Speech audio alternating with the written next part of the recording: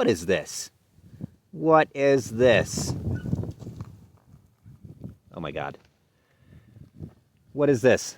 Fiesta, Ford, titanium on a Subaru channel? What the heck?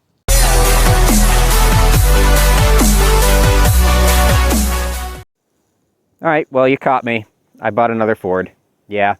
So, right before we got both of our Outback XTs, we owned a 2014 Ford Fusion. And it was the titanium trim level, pretty much the same thing as this. So, we actually went with a 2013 Ford Fiesta.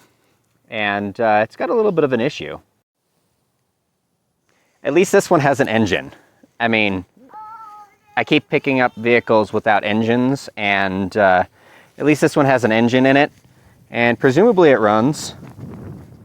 But as you can see here, it was in a little bit of a front end collision.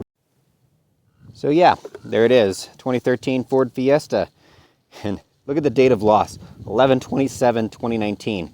That was from the before time.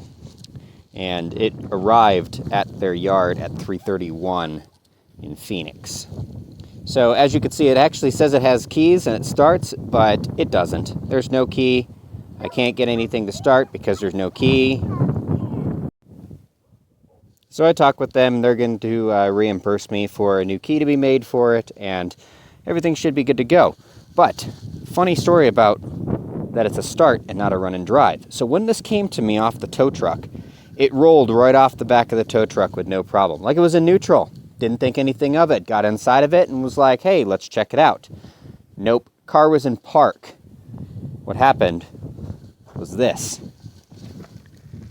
So down here, right where this white clip is, that's the shifter linkage. And somebody decided it'd be fun to disconnect the shifter linkage and manually put the transmission into neutral in order to move it.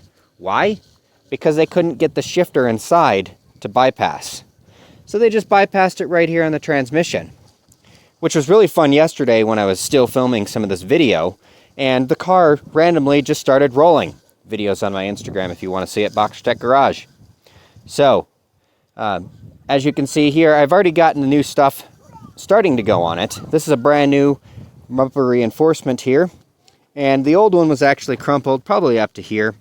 It ruined the condenser. The radiator was fine. I'll show you that in a few minutes here.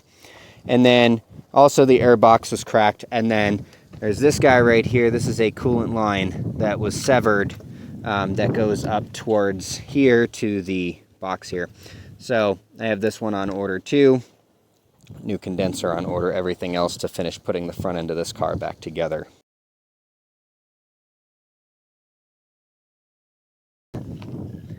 There's some of the parts there. The fan went into the radiator just a little bit and scratched up some of the fins on here, but there's nothing wrong with the fan. The radiator held pressure, everything was good. Headlights are going to get cleaned up. Somebody left their junk inside the trunk here. Some Nike soccer shoes.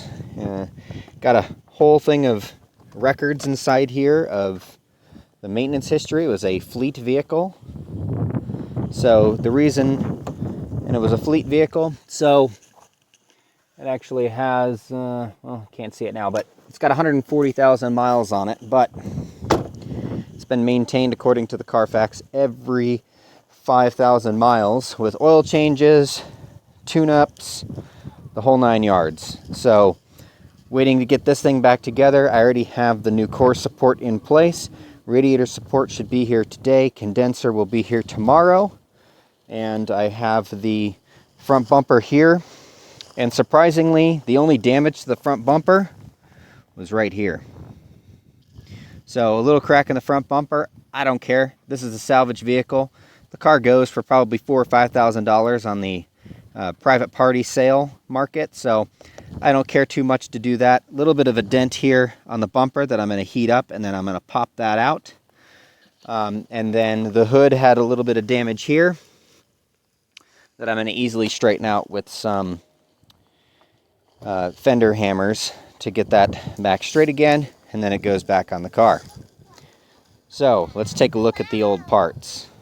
All right, out of my parts pile here, the stuff that I got to take in for scrap. Here's the old core support for the radiator. You can see it was split here. This is the old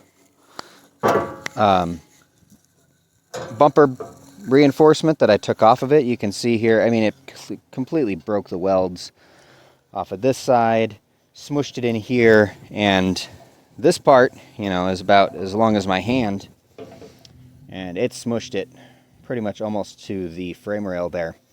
So it actually did end up deploying both airbags for the knee and driver's side airbag. All the other ones were fine, but that's because the airbag sensor was supposed to be right there on it. And then here's the mangled mess of condenser that I pulled off of this. And it wouldn't be too bad, except it broke it right there. So if this was something that if it didn't break it right there, I could have probably bent this back a little bit, straightened out the fins, made it all nice, and reused this. It's passable for that, but as you can see, it's pretty... it can probably pass as a boomerang at this point. And the radiator support broke right here. Nothing else on the core support, radiator support, was actually broken, except for this part here. Again, could have been reusable, but I'd rather just buy brand new parts from Ford to get that actually fixed properly on there. So this will be here today. New condenser will be here tomorrow. Already got this new part. I got one of the new airbags already for the steering wheel already in. That came in today, and I should have the knee airbag by the end of this week, if not early next week, to put it all back together. So there you can see here, the steering wheel airbag was deployed. The knee airbag was also deployed as well. It has this fancy proximity key here, and you can see no key detected on there. Like I said, they did a number on this, trying to put it into neutral. Don't know if it happened at the auction. Doubt it, because it came into the auction as a runner, not a run and drive. So it was probably done prior to that, and then they just gave up on it, disconnected the linkage, and just left it in park. Was able to roll no problem. So got to get this all back together, and then got to get the new key for this. It's a proximity key. That's a 3-button proximity key that's common to both the Fiesta and the Focus. Yeah, the not going to be cheap. So we'll see what happens with it. And you know, you can see now that I hit the button, the security light is flashing on the dash. But other than that, the ignition was taken apart here. I think somebody was trying to figure out if it could move without a key in it. This is actually the security ring. This is the antenna for the smart key system here. Going to be putting this car back together here very shortly, and hopefully we can get a locksmith to come and make a new key for it. It's probably going to cost us probably around $300 for a locksmith to program that key there. The other thing too is, since it doesn't have a physical ignition key, it also needs to have a key cut blank for the door here, so that we can unlock it in case the battery dies on the key fob, or heaven forbid you lock your key in the car. Subscribe, like the video, share it, and her car right there, the gray one's going up for sale.